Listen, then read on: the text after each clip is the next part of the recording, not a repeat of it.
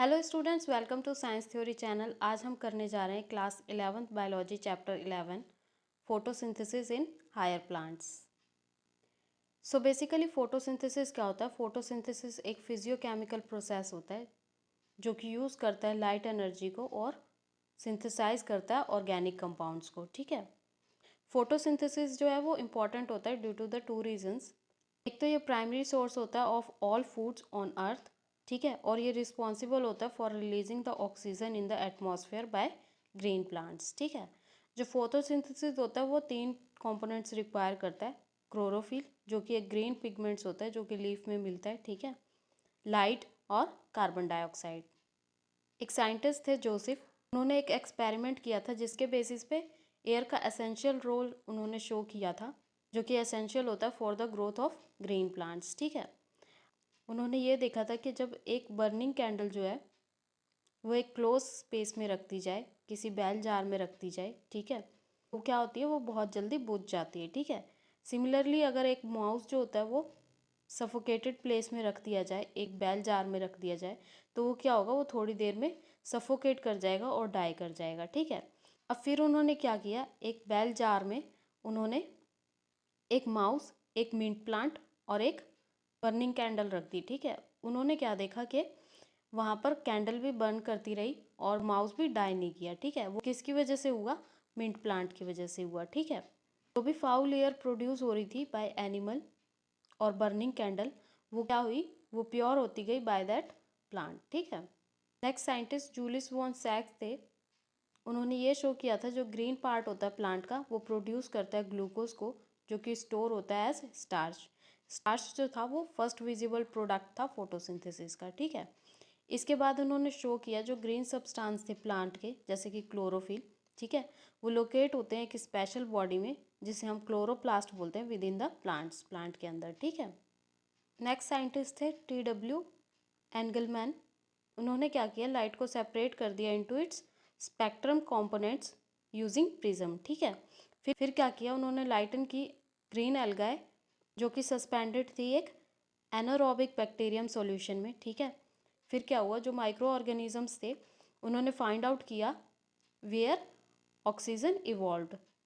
उन्होंने ये डिस्कवर किया जो जर्म्स थे वो मोस्टली गैदर कर गए थे in the split spectrums blue and red light region. ठीक है, ब्लू रीजन और रेड लाइट रीजन जो था वो स्पेक्ट्रम का, वहाँ पर ज़्यादातर जम्प्स जो थे वो गैदर कर गए। ठीक है, जिसकी वजह से क्या हुआ, first photosynthesis action spectrum was defined. ठीक है, it mimics the absorption spectrum of chlorophyll A and be in appearance. ठीक है, ये जो होल फोटोसिंथेसिस प्रोसेस था ऑक्सीजन इवॉल्विंग ऑर्गेनिज्म का, वो रिप्रेजेंट किया by the empirical formula. Formula क्या था, carbon dioxide plus water light की प्रेजेंट में वो क्या फॉर्म कर रहे थे, कार्बोहाइड्रेट फॉर्म कर रहे थे और ऑक्सीजन फॉर्म कर रहे थे। ठीक है, ये जो CH2O था वो रिप्रेजेंट कर रहा था कार्बोहाइड्रेट को, जैसे कि ग्लूकोज हो गया, 6 कार्बन शुगर हो गई। ठीक है, अब एक माइक्रोबायोलॉजिस्ट थे कॉर्नेलियस वैन नील ने ये इलस्ट्रेट किया कि जो फोटोसिंथेसिस थी वो लाइट डिपेंडेंट रिस्पॉन्स था in which hydrogen forms a suitable hydrogen compound, जैसे कि वाटर, और कार्बन डाइऑक्साइड को वो रिड्यूस करती थी टू द कार्बोहाइड्रेट। ठीक है, नेक्स्ट टॉपिक है where does the photosynthesis take place. अब जो क्लोरोप्लास्ट होता है वो एक ग्रीन प्लास्टिड होता है जो कि फंक्शन करता है as a site of photosynthesis in eukaryotic photoautotrophs. ठीक है, क्लोरोप्लास्ट होता है वो जनरली प्रेजेंट होता है इन मेसोफिल सेल्स। ठीक है, अब क्लोरोप्लास्ट के अंदर क्या होता है, मेम्ब्रेनस सिस्टम होता है जो कि कंसिस्ट करता है ग्रेना, स्ट्रोमा लैमिना और मैट्रिक्स स्ट्रोमा। ठीक है, जो मेम्ब्रेन सिस्टम होती है वो रिस्पॉन्सिबल होती है for the trapping of light energy और वो सिंथेसाइज करती है ATP और NADPH को। ठीक है, स्ट्रोमा में क्या होता है, एंजाइमेटिक रिएक्शन सिंथेसाइज शुगर जो कि स्टार्च को फॉर्म करते हैं। ठीक है, जो ग्रेना होता है उसमें क्या होता है, लाइट एनर्जी एब्जॉर्ब होती है जो कि सिंथेसाइज करती है ATP और NADPH को। ठीक है, जिसे क्या बोलते हैं, लाइट रिएक्शन बोलते हैं। ठीक है, या फिर फोटोकेमिकल रिएक्शन भी बोलते हैं। ठीक है, जो लेटर पार्ट होता है फोटोसिंथेसिस का, इसमें क्या होता है, जो कार्बन डाइऑक्साइड होती है वो रिड्यूस हो जाती है टू द शुगर और उसमें लाइट नेसेसरी नहीं होती, ठीक है, जिसे हम क्या बोलते हैं, डार्क रिएक्शन बोलते हैं या फिर कार्बन रिएक्शन भी बोलते हैं। अब कितने टाइप्स के पिगमेंट्स जो हैं वो फोटोसिंथेसिस में इन्वॉल्व होते हैं? 4 टाइप्स के पिगमेंट्स जो हैं वो फोटोसिंथेसिस में इन्वॉल्व होते हैं। क्लोरोफिल ए, क्लोरोफिल बी, ज़ैंथोफिल्स और कैरोटीनॉइड्स। पिगमेंट्स जो होते हैं वो सब्सटेंस होते हैं जिनके पास एबिलिटी होती है लाइट को एब्जॉर्ब करने की एट स्पेसिफिक वेवलेंथ, ठीक है। जो मैक्सिमम एब्जॉर्प्शन होता है वो क्लोरोफिल ए करती है, जो कि अक्कर होती है ब्लू और रेड रीजन में, ठीक है, जिसमें हाई रेट ऑफ फोटोसिंथेसिस होता है, ठीक है। क्लोरोफिल ए जो होती है वो चीफ पिगमेंट होती है, ठीक है। जो अदर थैलेकॉइड पिगमेंट्स होते हैं जैसे कि क्लोरोफिल बी, ज़ैंथोफिल और कैरोटीनॉइड्स, वो एसेसरी पिगमेंट्स होते हैं, ठीक है, जो कि एब्जॉर्ब करते हैं लाइट को और ट्रांसफ़र कर देते हैं क्लोरोफिल ए को, ठीक है, और प्रोटेक्ट करते हैं देम फ्रॉम फोटो ऑक्सीडेशन, ठीक है। अब लाइट रिएक्शन क्या होता है? जो लाइट रिएक्शन होता है वो फोटोकेमिकल फेज होता है, जो कि इंक्लूड करता है light absorption, water splitting, oxygen release और formation of high energy chemical intermediates, ठीक है। सेवरल प्रोटीन कॉम्प्लेक्स जो है वो इस प्रोसेस में इन्वॉल्व होते हैं, ठीक है। जो पिगमेंट्स होते हैं वो ऑर्गेनाइज हो जाते हैं 2 discrete photochemical light harvesting complex में, ठीक है। कौन से होते हैं वो? फोटो सिस्टम 1 और फोटो सिस्टम 2, ठीक है। ये जो लाइट हार्वेस्टिंग कॉम्प्लेक्सेस होते हैं वो किसके बने होते हैं? 100 ऑफ पिगमेंट मॉलिक्यूल्स जो कि बाउंड होते हैं टू प्रोटीन, ठीक है। जो हर एक फोटो सिस्टम होता है उसके पास सारे पिगमेंट्स होते हैं एक्सेप्ट क्लोरोफिल ए, ठीक है, जो कि फॉर्म करते हैं लाइट हार्वेस्टिंग सिस्टम, जिसे हम क्या बोलते हैं? एंटीना बोलते हैं, ठीक है। ये जो पिगमेंट्स होते हैं वो हेल्प करते हैं to make photosynthesis more efficient by absorbing different wavelength of light, ठीक है। जो क्लोरोफिल ए मॉलिक्यूल होता है वो फॉर्म करता है रिएक्शन सेंटर, ठीक है, और जो रिएक्शन सेंटर होते हैं वो डिफरेंट होते हैं दोनों फोटो सिस्टम में, ठीक है। जो फोटो सिस्टम 1 होता है इसमें जो रिएक्शन सेंटर होता है क्लोरोफिल ए का, उसकी जो ऑब्जॉर्प्शन होती है वो 700 नैनोमीटर तक होती है, ठीक है, जिसे क्या बोलते हैं? P700, ठीक है। वाइल जो फोटो सिस्टम 2 होता है उसकी जो एब्जॉर्प्शन होती है वो मैक्सिमम 680 नैनोमीटर तक होती है, जिसे हम क्या बोलते हैं? P680, ठीक है। नेक्स्ट टॉपिक है द इलेक्ट्रॉन ट्रांसपोर्ट। जो रिएक्शन सेंटर होता है फोटो सिस्टम 2 का वो एब्जॉर्ब करता है लाइट को 680 नैनोमीटर तक, ठीक है, इन रेड रीजन, ठीक है, और कॉज करता है इलेक्ट्रॉन को टू बिकम एक्साइटेड, ठीक है। फिर क्या होता है? ये जो इलेक्ट्रॉन होते हैं वो उन्हें पिक कर लिया जाता है बाय इलेक्ट्रॉन रिसेप्टर, जो कि पास हो जाते हैं to the electron transport system, जिसमें कंसिस्ट होता है साइटोक्रोम्स, ठीक है। जो इलेक्ट्रॉन पास डाउन होते हैं इलेक्ट्रॉन ट्रांसपोर्ट चेन में then to the pigment of photosystem 1। फिर क्या होता है? जो इलेक्ट्रॉन होते हैं फोटो सिस्टम 1 में वो भी एक्साइटेड हो जाते हैं due to the light of wavelength 700 nanometer, तो फिर वो ट्रांसफर हो जाते हैं to the another acceptor molecule जिसकी ज़्यादा रिडॉक्स पोटेंशियल हो, ठीक है।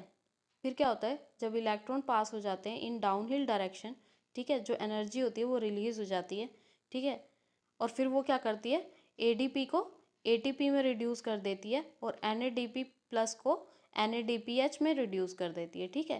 ये जो होल स्कीम होती है ट्रांसफर ऑफ इलेक्ट्रॉन्स, ठीक है, इसे हम क्या बोलते हैं? जेड स्कीम बोलते हैं ड्यू टू इट्स शेप, ठीक है।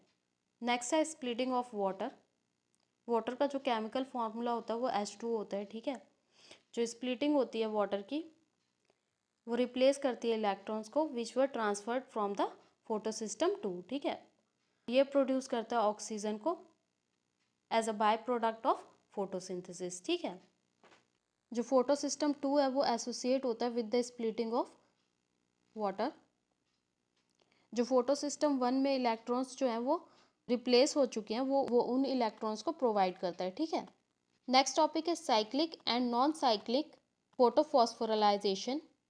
इस प्रोसेस में क्या होता है? जो एटीपी है वो सिंथेसाइज होती है बाय द सेल, ठीक है, जिसे हम क्या बोलते हैं? फॉस्फोराइलेशन बोलते हैं, ठीक है। जो फोटो फॉस्फोराइलेशन होती है उसमें क्या होता है? सिंथेसिस होती है एटीपी की फ्रॉम द एडीपी, ठीक है, और ऑर्गेनिक फॉस्फेट की in the presence of light, ठीक है। जब 2 फोटो सिस्टम वर्क करते हैं एक सीरीज में, first photosystem second and then photosystem 1, ठीक है, इस सीरीज में जब फोटो सिस्टम वर्क करता है तब हम उसे क्या बोलते हैं? नॉन साइक्लिक फोटो फॉस्फोराइलेशन, ठीक है। ये जो दोनों सिस्टम होते हैं वो कनेक्टेड होते हैं through an electron transport chain जैसे कि हमने जेड स्कीम में देखा, ठीक है, जो एटीपी और NADPH प्लस और H प्लस हैं वो सिंथेसाइज होते हैं by this kind of electron flow, ठीक है।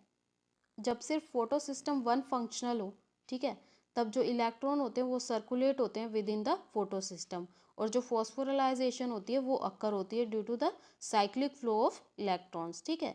जो लोकेशन होती है इनकी वो स्ट्रोमा लैमिना होते हैं, ठीक है। वाइल जो मेम्ब्रेन और लैमिना होते हैं ऑफ द ग्रेना, उनमें क्या होता है, फोटो सिस्टम 1 और फोटो सिस्टम 2 दोनों ही होते हैं, ठीक है। और जो स्ट्रोमा लैमिना मेम्ब्रेन होते हैं उसमें फोटो सिस्टम 2 नहीं होता, बस फोटो सिस्टम 1 होता है, और उसमें NADP रिडक्टेज एंजाइम भी नहीं होता, किसमें, स्ट्रोमा लैमिनाई मेम्ब्रेन में, ठीक है।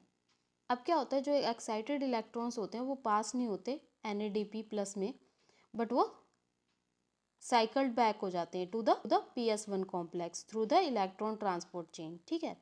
ये जो साइक्लिक फ्लो होता है वो रिजल्ट करता है in the synthesis of ATP but not in the synthesis of NADPH plus और H प्लस में, ठीक है। ये जो साइक्लिक फोटोफॉस्फोराइलेशन होती है वो तब भी अक्कर होती है जब सिर्फ एक light of wavelength beyond 680 nanometer available हो फॉर एक्साइटेशन, ठीक है। नेक्स्ट टॉपिक है कीमोऑस्मोटिक हाइपोथेसिस। जो कीमोऑस्मोटिक हाइपोथेसिस होती है वो एक्सप्लेन करती है mechanism of ATP synthesis in chloroplast, ठीक है। फोटोसिंथेसिस में क्या होता है, जो ATP सिंथेसाइज होते हैं वो लिंक्ड होते हैं to the development of proton gradient across a membrane, ठीक है। ये जो इलेक्ट्रॉन्स होते हैं वो एक्यूमुलेट हो जाते हैं इनसाइड द मेम्ब्रेन ऑफ थाइलाकोइड्स, ठीक है। ये जो ATP सिंथेसिस होता है ये एक एंजाइम होता है कैटलाइज करता है फॉर्मेशन ऑफ ATP, ठीक है। जो ATP सिंथेसिस होता है उसके पास एक चैनल होता है जो कि अलाउ करता है diffusion of proton back across the membrane, ठीक है। फिर ये रिलीज करता है एनर्जी को to activate ATP synthesize enzyme जो कि कैटलाइज करते हैं फॉर्मेशन ऑफ ATP, ठीक है। जो ATP सिंथेसिस एंजाइम होता है दो पार्ट्स का बना होता है, ठीक है। एक होता है F0 और एक होता है F1, ठीक है। जो F0 होता है वो इंट्रोड्यूस होता है इन द थाइलाकॉइड लेयर्स, ठीक है, और वो प्रोड्यूस करता है ट्रांसमेम्ब्रेन चैनल जो कि अलाउ करते हैं प्रोटॉन्स को to diffuse across the layer, ठीक है। जो अदर हाफ होता है F1, ठीक है, वो लोकेट होता है स्ट्रोमा फेसिंग साइड पे of thylakoid membranes exterior surface, ठीक है। अब क्या होता है, जो प्रोटॉन ग्रेडियंट का ब्रेकडाउन हो जाता है वो इनफ एनर्जी प्रोवाइड करता है to trigger the conformational shift in ATP synthesis F1 moiety, ठीक है, जो कि कॉज करता है एंजाइम को to synthesize multiple molecule of ATP, ठीक है। कीमोऑस्मोसिस में membrane, proton pump, proton angle और ATP सिंथेसिस ये सब के सब रिक्वायर्ड होते हैं, ठीक है। अब जो एनर्जी यूज होती है प्रोटॉन को पंप करने के लिए over the membrane to make a gradient और a high concentration of proton inside the thylakoid lumen, जो ATP सिंथेसिस होते हैं वो इनकॉर्पोरेट करते हैं a channel that permits the release of proton back over the membrane, ठीक है। फिर ये रिलीज करता है एक sufficient amount of energy to enact ATP synthesis chemical जो कि कैटलाइज करता है अरेंजमेंट ऑफ ATP, ठीक है, along with the NADPH created by the development of electrons, ठीक है। अब ये जो ATP और NADPH होते हैं वो कहाँ यूज होते हैं, ठीक है। ये जो ATP और NADPH होते हैं वो यूज होते हैं in the dark reaction known as biosynthetic phase of photosynthesis, जहाँ पे फूड जो है वो सिंथेसाइज होता है, ठीक है। अब डार्क रिएक्शन में टू पाथवेज होते हैं, C3 पाथवे जिसे हम कैल्विन साइकिल भी बोलते हैं और C4 पाथवे जिसे हम हैच-स्लैक पाथवे भी बोलते हैं, ठीक है। C3 पाथवे में क्या होता है, जो फर्स्ट स्टेबल प्रोडक्ट होता है कार्बन फिक्सेशन का वो कौन सा होता है, 3 कार्बन मॉलिक्यूल होता है लाइक PGA। और C4 पाथवे में क्या होता है, 4 कार्बन मॉलिक्यूल्स होते हैं लाइक ऑक्सैलो एसीटेट एसिड, ठीक है। अब कैल्विन साइकिल में क्या होता है, जो मेल्विन कैल्विन थे उन्होंने फाउंड किया था that the first molecule of carbon dioxide fixation was 3 carbon organic acid जिसे क्या बोलते हैं 3 फॉस्फोग्लिसरिक एसिड भी बोलते हैं या फिर PGA भी बोलते हैं, ठीक है। इस कैल्विन साइकिल में क्या होता है, प्राइमरी CO2 रिसेप्टर्स होते हैं, ठीक है, वो कौन से होते हैं, 5C कंटेनिंग RUBP मॉलिक्यूल होते हैं, ठीक है, जो क्या करते हैं इंटीग्रेट कर जाते हैं विद CO2 और जनरेट करते हैं सुक्रोज। अब कैल्विन साइकिल की 3 स्टेजेस होती हैं, कार्बो ऑक्साइलेशन, रिडक्टेज और रीजनरेशन। ठीक है, कार्बो ऑक्साइलेशन में क्या होता है, RUBP कार्बो ऑक्साइलेस ऑक्सीजनेस जो होता है, जो कि एंजाइम होता है जो अवेलेबल होता है इस स्टेज में। इसमें क्या होता है, जो कार्बन डाइऑक्साइड होती है वो यूज़ होती है for the carboxylation of RUBP, जो कि रिजल्ट करती है 2 मॉलिक्यूल्स ऑफ 3 PGA। ठीक है, RUBISCO enzyme has an affinity for both carbon dioxide and oxygen. Next stage है रिडक्शन। रिडक्शन जो होती है वो सीरीज होती है रिएक्शन की, जो कि लीड करती है फॉर्मेशन ऑफ ग्लूकोज। ठीक है, जो 2 मॉलिक्यूल ऑफ ATP होते हैं और 2 मॉलिक्यूल ऑफ NADPH होते हैं वो रिक्वायर होते हैं for the reduction of 1 molecule of carbon dioxide. इस साइकिल की जो 6 टर्न होती है वो रिक्वायर होती है for the removal of 1 molecule of glucose from the pathway. मतलब एक मॉलिक्यूल ऑफ ग्लूकोज को रिमूव करने के लिए साइकिल के 6 टर्न लगते हैं। ठीक है, लास्ट स्टेज है रीजनरेशन। रीजनरेशन में क्या होता है, रीजनरेशन जो होती है वो एक जनरेशन होती है of RUBP molecule for the continuation of cycle. ठीक है, ये जो प्रोसेस होता है वो रिक्वायर होता है for the molecule of ATP।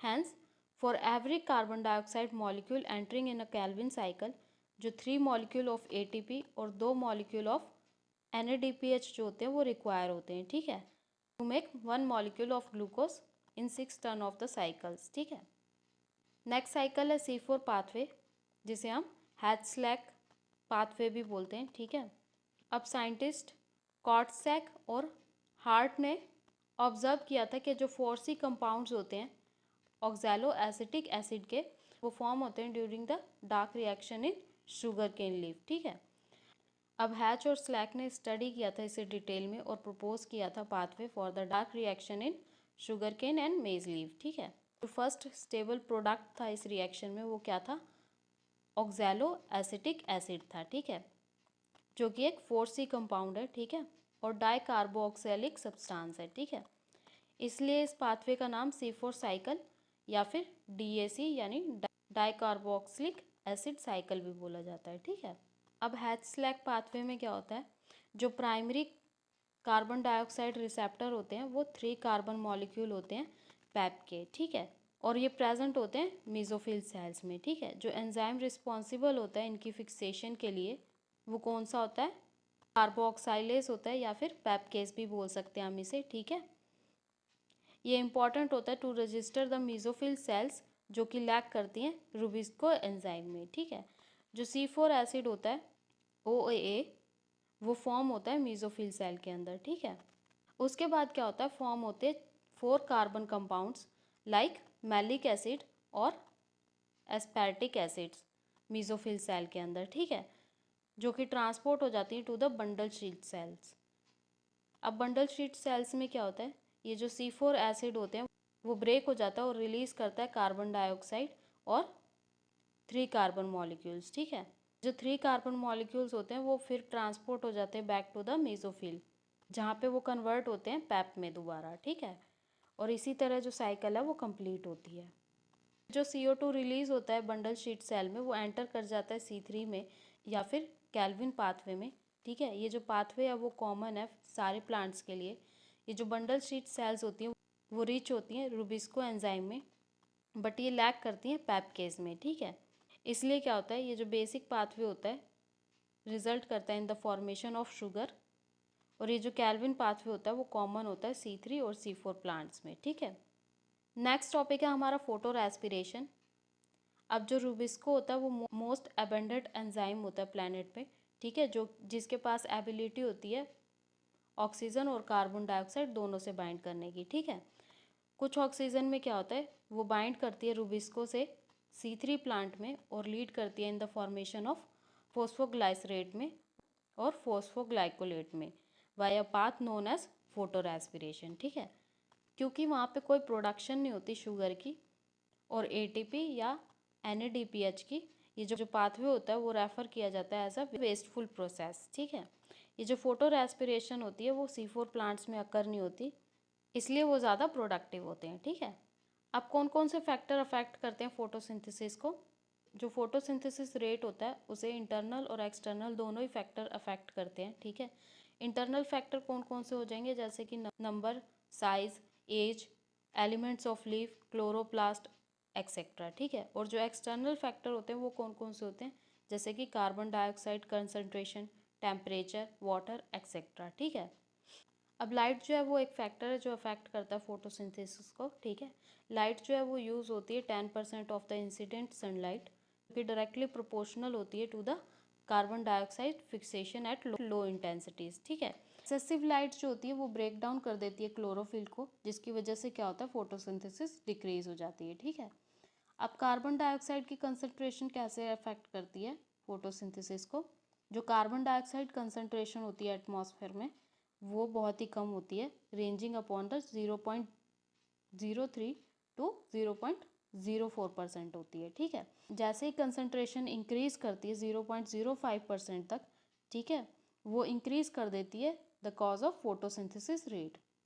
Next factor है टेम्परेचर, क्योंकि जो डार्क रिएक्शन होती है वो एंजाइमेटिक होती है, ठीक है, इसलिए वो टेम्परेचर कंट्रोल्ड होगी, ठीक है।